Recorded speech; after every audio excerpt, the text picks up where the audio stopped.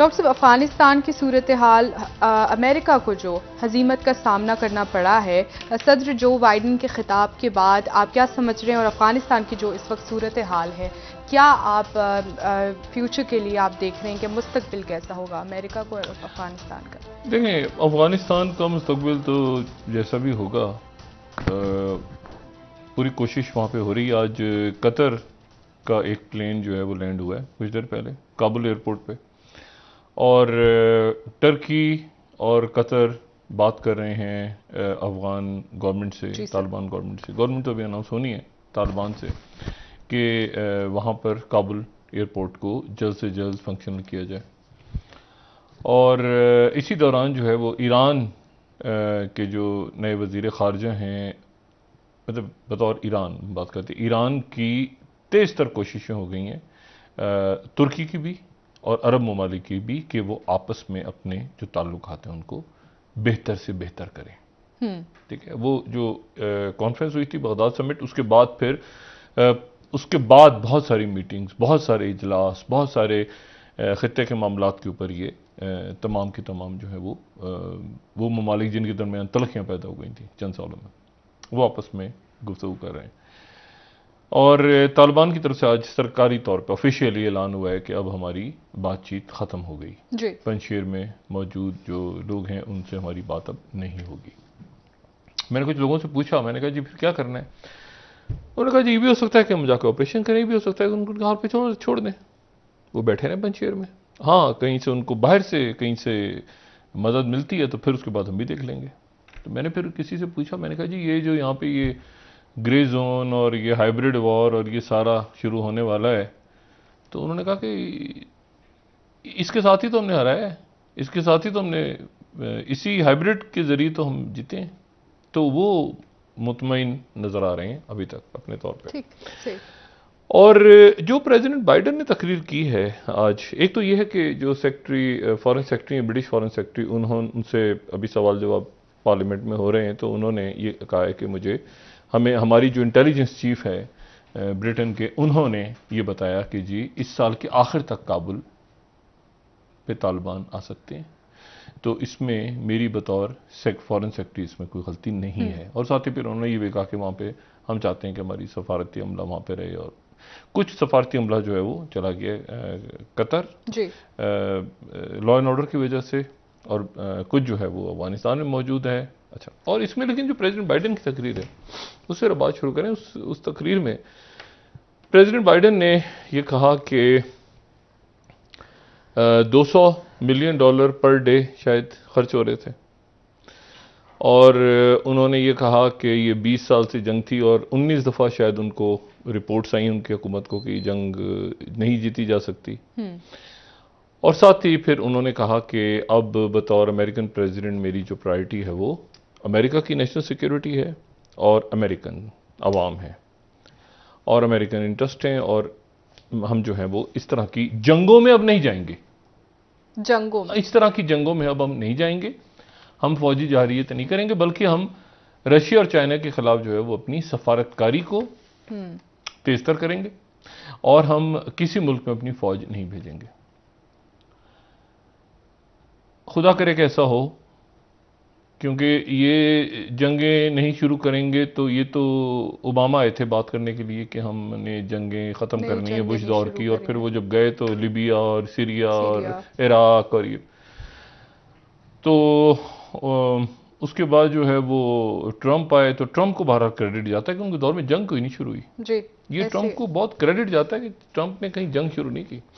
और इनको ये क्रेडिट जाता है कि इन्होंने बहरहाल इस वक्त अगर अमेरिका में इलेक्शन हो जाए तो मेरे ख्याल से पता नहीं वहाँ कुछ ज़मानत जब्त होने का तस्वुर है या नहीं है, अमेरिका में इलेक्शन नहीं है। तो उसकी वजह से प्रेसिडेंट बाइडन जो है वो अभी 16 महीने के बाद वहाँ पे वो जो मिड टर्म इलेक्शन वगैरह होते हैं तो वो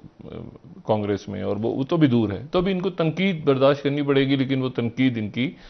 मेरा ख्याल है कि चंद दिनों में ख़त्म हो जाएगी। और अमेरिका में जो लोग हैं वो, लेकिन अमेरिकन जो मेरीन्स हैं, जो फौजी हैं, या जो नेटो के इनके इत्तेहादी हैं, एक वक्त तो ऐसा था कि कोई 50 से ज़्यादा मुल्कों की फौजें कूद गई थी अफगानिस्तान में। तो वहाँ पर अब एक बात हो रही है कि जी हम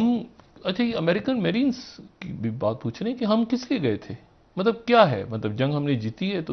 तो मतलब बड़ा एक ऑनर होता है कि जी कोई हमने फतह की है कोई जगह। ये क्या था जिसमें हमारे बॉडी बैग्स आते रहे वहां से, और उसके बाद जो है वो आखिर में हमें बताया जा रहा है कि जंग तो हमने जीतनी ही नहीं थी, 20 साल पहले 15 साल पहले हमने ख़त्म कर देनी थी। तो वहाँ पर एक अजीब सी एक जाहिर है कि जनरल ऑस्टिन लॉयड को भी एक तनकीद का सामना है, सेक्रेटरी डिफेंस को भी, सेक्रेटरी ब्लिंकन को भी, लेकिन इस सूरत हाल से वो कैसे निकलते हैं, क्योंकि आज इंतहाई सख्त बयान दिए है पुतिन ने। प्रेसिडेंट पुतिन ने आज कहा है कि जीरो रिजल्ट और इंक्वायरी की जाए इसके ऊपर, वॉर क्राइम्स की इंक्वायरी की जाए। ये वॉर क्राइम्स चाइना की तरफ से अलग से इस्तेमाल हुआ है कि वॉर क्राइम्स और सिविलियंस को कत्ल किया गया और ये पैसा कहां गया, और ये तो बड़े सख्त मुतालबे आने शुरू हो गए। इसमें देखिए अमेरिका की, मैं जरा भी आता हूं इस तरफ के, एक और आज बड़ी अहम मुलाकात हो रही है प्रेसिडेंट बाइडेन तो गलत टाइम पे हो रही है, एक साहब गलत वक्त पे पहुंच गए हैं वाशिंगटन। लेकिन और ये जो पाकिस्तान की सियासत पे मैं बात इन दिनों इसलिए नहीं कर रहा कि जब मैं करूंगा तो एक खास उस वक्त माहौल होगा, उससे पहले कुछ नहीं होगा। उससे पहले बयानबाजी चलती रहेगी और छोटे बुजुर्ग गई, मरीम नवाज ने नून में से शीन, शीन में से मीम, पीपल्स पार्टी, जो वाकयात होने हैं अभी आने वाले दिनों में, वो सियासत आपने देखा ना, स्टेल हुआ हुआ है सियासत पे, ना कोई केस आगे चल रहा है, ना कोई बात हो रही है, ना कोई बयान आज समझ में भी नहीं आ रहा लोगों को। तो ये ऐसे ही रहेगा, कोई एहतसाब नहीं हो रहा, कोई पैसे वापस बाहर से नहीं आ रहा है, अब ये ऐसे ही है, फिलहाल स्टेल है सारा, कोई इस्लाहात नहीं हो रही, कुछ नहीं हो रहा, क्योंकि खत्ते के हालात ऐसे हैं कि इस वक्त जो है पाकिस्तान एक पड़ोस में एक सुपर पावर गई है, नहीं गई, क्या हालात वहां पे जन्म ले रहे हैं, पाकिस्तान किस तरह से आने वाले दिनों के अंदर सूरत हाल को देखेगा। तो पाकिस्तान की बतौर रियासत और बड़े इश्यूज हैं, और बहुत बड़े इश्यूज हैं।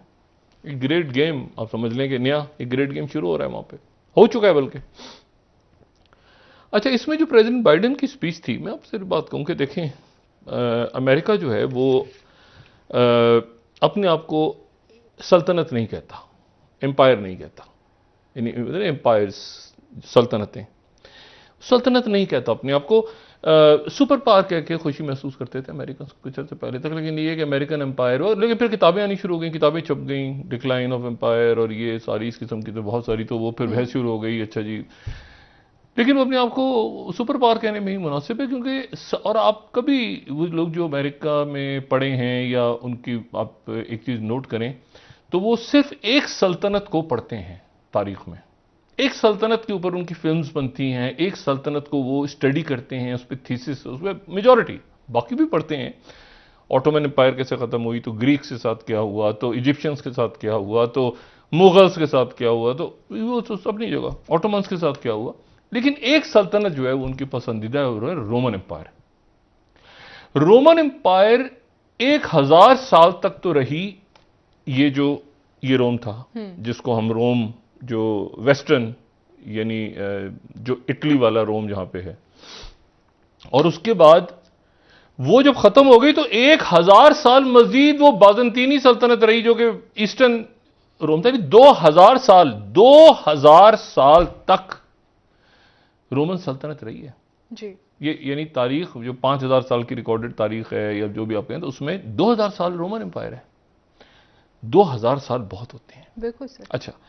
तो वो रोमन एम्पायर को स्टडी करते हैं, और रोमन एम्पायर को जब स्टडी करते हैं तो उसके साथ फिर वो पूरी उस पर डिटेल्स में, मतलब है कि क्या हुआ, कैसे हुआ, रोमन कैसे हुए, ये रोम जो है ना, रोमुलस और रेमस, ये एक देवमालाई सी बात है कि जी वो दो भाई थे, और उसमें से दो भाइयों का जो था वो ये ख़ानदान ने उनको डंप कर दिया, फेंक दिया किसी जगह पे, किसी दरिया के किनारे, और पेशगोई ये हुई थी कि ये भाई जो हैं ये बड़े मनहूस साबित होंगे। वहाँ से एक भेड़िया उठा के चरवाहे के पास ले गया, चरवाहा जो था उसने पाला, वो एक भाई बड़ा हुआ, उसने जो है वो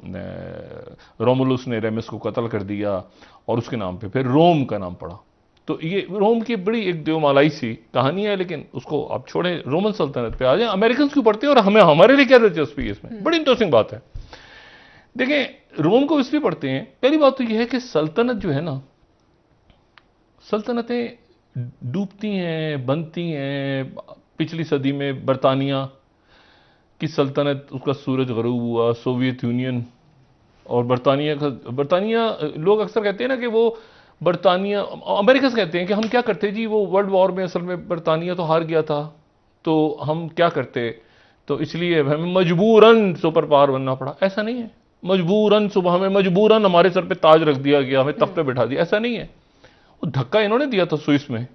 उसमें जब जमाल अब्दुल नासिर के साथ खड़े हो गए थे जाके, और वहां से ब्रिटिश प्राइम मिनिस्टर को रिजाइन करना पड़ गया था, तो उन्होंने पूरी कोशिश की कि वो जाके बरतानिया बिल्कुल, और 54 मुल्कों में थी सल्तनत बरतानिया। और आज अगर आप देखें तो बरतानिया के तो सूरज गरूब नहीं होता बरतानिया में। और आज बरतानिया की जो एक तो जाहिर है कि वहाँ स्कॉटलैंड के इशूज चल रहे हैं, बाकी इशूज चल रहे हैं,